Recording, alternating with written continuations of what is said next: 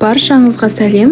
Бүгін сіздермен бірге осы детский столикті тазалайтын боламыз, және осы столиктегі сарғайған пластиктерді ағарту үшін бірге эксперимент жасап көреміз. Видеоны соңына дейін қарауға кеңес беремін. Көптеген үй шаруасындағы келіншектерге пайдалы болады деген үміттемін. Бұл столик сонау 2016-2017 жылдары нағашы ағамның қыздарына алынған болатын. Одан бері көріп тұрғандарыңыздай біраз уақыт өтті. Ағамның қыздарынан кейін бұл столға менің ұлым отырды, одан кейін қызым отырды. Және бұл столиктің сапалы болғаны сонша, тіпті қанша бала отырса да еш жері сынбаған. Сол жаңа қалпында тұр. Тек бір ғана өзгеріс, мына пластик патносы және кейбір пластиктен жасалған бөлшектері сарғайып, қанша ысқылап жусаң да кетпеді. Енді бүгін сіздермен бірге эксперимент жасағым келіп отыр. Сарғайған пластикті аптекадағы бір ғана затпен бұрынғы қалпына келтіріп ағартуға болады дейді. Сол рас па? Сынап көрейік. Алдымен мына столиктің алынатын бөлшектерін алып тастап, шаңдарын сүртіп алдым. Астына біз көбінесе баланың ойыншықтарын, заттарын салып қойып жүргенбіз. Ол бізде көбінесе артқы бөлігінен ғана шешіледі. Іші қоқым болған соң ішін тазаладым. Столиктің орындығына қоятын осындай арнайы матрасын жуғалы жатырмын. Мен бұл матрасты кәдімгі порошокпен дақ кетіргішке 10 литр ыстық су араластырып 24 сағатқа сол суға салып қойдым. Оған дейін столиктің өзін тазалауға кірісемін. Ең алдымен осы сарғайған подносын ағартқым келді. Интернеттен іздеп отырып, сарғайған пластикті бір ғана зат ағарта алады деген соң жасап көрейінші дедім. Бұл зат аптекада 1000 теңге тұратын димексид деген дәрілік заттың халық арасында атауы. Негізі бұл қабынуға қарсы, ауырсынуды басатын және микробқа қарсы дәрі. Негізгі заты диметилсульфацид. Дәл осы димексидпен жұмыс істегенде қолымызға міндетті түрде перчатка киіп жасау қажет. Жалпы димексидпен барлық сарғайған пластик түрін кетіруге болады. Тек күн көзіне күйіп сарғайған пластиктен басқа. Кез келген қысқа толқынды пеш, тоңазытқыштың сарғайған шеттері, үтіктің сарғайған пластигі, тағы басқаларын осы димексид кетіреді дейді. Сонымен димексидті алып, осындай құрғақ майлықтар көптеген әмбебап дүкендерден сатып алуға болады, және перчатка киіп құрғақ осы майлыққа димексидтен 1-2 тамшы қосып, сарғайған пластиктің үстіне видеода көрсетілгендей үйкелеп шығамыз.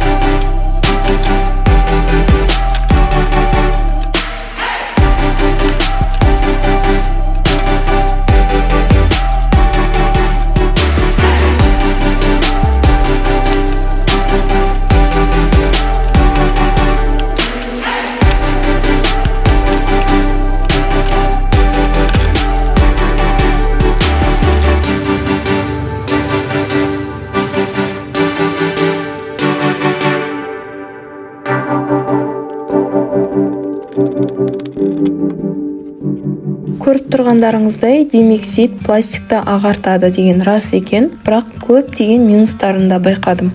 Біріншіден, дәл осы патносты ағарту үшін 2 демексид кетті. Яғни ортасында 1 демексидім жетпей қалды, дәріханаға барып қайтадан сатып алдым. Ал екіншіден, демексид пластикті ағартуын ағартып қана қоймай, осындай ақ іздер қалдырады екен. Үшіншіден, қолдың күші кетеді. Қысқасы, маған бұл тазалау әдісі ұнамады. Көріп тұрғандарыңыздай баланың столының пластигін құртып алдым. Енді не істеуге болады? ChatGPT-ден сұрап көріп едім, кәдімгі тіс жуатын пастаны микрофибра майлығына аздап құйып, ақ іздерін үйкелеу арқылы кетіруге болады дейді. Оны да жасап көріп едім, кереметтей бір нәтиже көрген жоқпын. Оның үстіне шаршап қалдым. Жалпы бұл әдіс сәтсіз шыққанын сіздерге дәлелдедім. Демексидпен пластик тазаламаған жөн екен, әлде мен дұрыс істемедім. Жалпы сіздердің пікірлеріңіз қалай?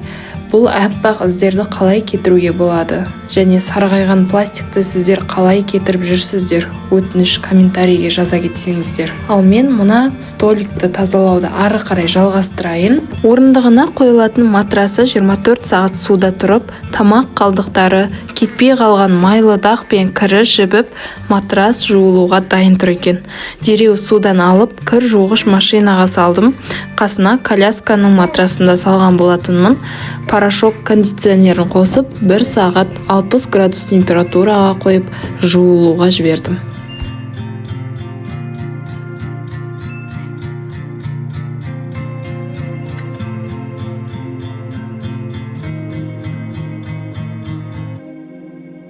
Кезек столиктің өзінде.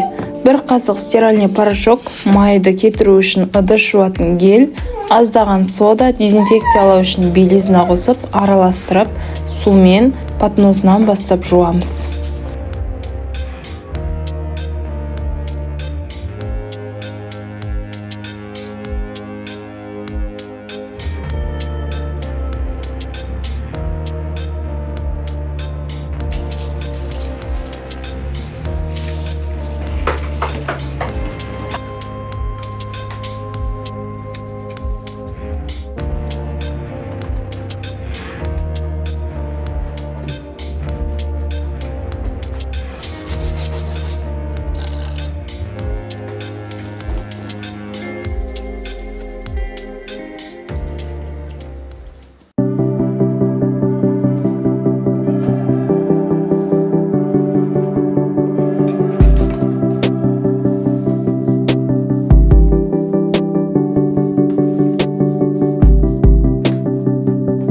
Бұл балаларға арналған столик қанша жылдан бері көп балаға қызмет етіп келсе де, мен бұны тастауға қимай, қайтадан басқа балаларға да қызмет етсін деген мақсатпен оны жаңартуға тырыстым. Әрине, бұл ойымнан шықпаса да, әйтеуір жасап көрдім. Бүгінгі экспериментте маған тәжірибе болды. Енді сіздерден өтінішім, демексидтің қалдырған ақ іздерін қалай кетірсем болады? Немесе осылай тұра берсін бе? Сіздер пластиктің сарысын басқа қандай әдіспен кетіресіздер? Міндетті түрде жауаптарыңызды комментарийда күтемін. Бүгінгі экспериментім ұнаса лайк басып, ұнамаса дизлайк қойып, маған қолдау білдірсеңіздер қуанамын. Сіздермен болған Кәусар, келесі видеода кездескенше сау болыңыз.